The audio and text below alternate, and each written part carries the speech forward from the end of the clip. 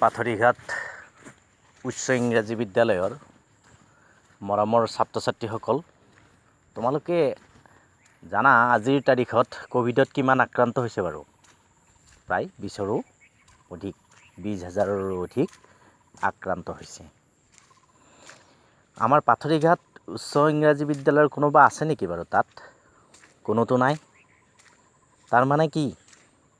তাৰমানে তোমালোকে চৰকাৰে দিয়া নীতিসমূহ সম্পূৰ্ণৰূপে পালন কৰিছা আৰু তোমালোক আচলতে স্বাস্থ্যৱান।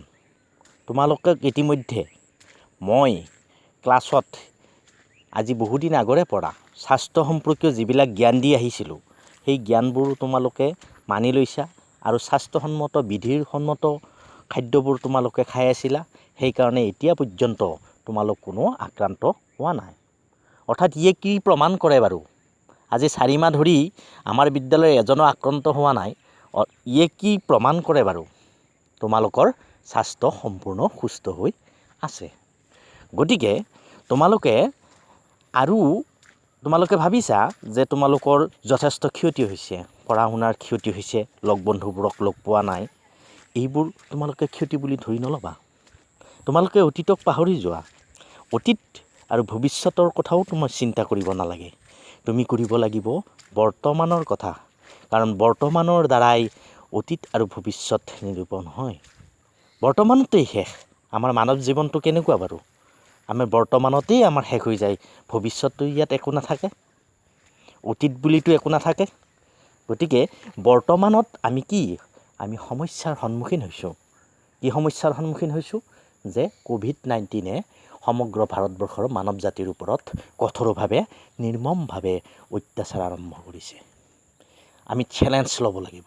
মৰমৰ ছাত্ৰ ছাত্ৰীসকল, তোমালোকক মই কৈছোঁ, মই বিদ্যালয়ৰ প্ৰধান শিক্ষক হিচাপে কৈছোঁ, তোমালোকে চেলেঞ্জ ল'ব লাগিব। চেলেঞ্জটো কেনেকুৱা? যে মানৱ ইতিহাসত ইতিমধ্যে বহু ৰোগৰ বীজাণু পৰাস্ত হৈ গৈছে। কোভিডো পৰাস্ত হ'ব লাগিব। পাথৰিঘাট উচ্চ ইংৰাজী বিদ্যালয়ৰ এজনো ছাত্ৰ ছাত্ৰীক কোভিড আক্ৰমণ কৰিব নোৱাৰিব লাগিব। তাৰ কাৰণে কি কৰিব লাগিব? তোমালোকে চৰকাৰৰ যিখিনি নিৰ্দেশ, সঘনাই হাত ধোৱা, বাহিৰলৈ গ'লে মাস্ক পিন্ধা আৰু ইজনৰ পৰা সিজনৰ দূৰত্ব মেইনটেইন কৰি থকা, এই আটাইবোৰ তোমালোকে মানি আছাই। মই জানো তোমালোকে মানি আছা আৰু 6 মাহ পৰ্যন্ত তোমালোকে মানি থাকিব লাগিব পাৰে।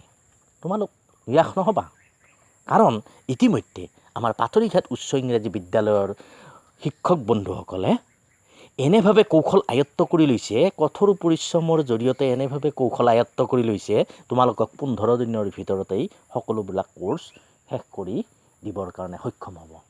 তোমালোকে ভয় খাব নালাগে।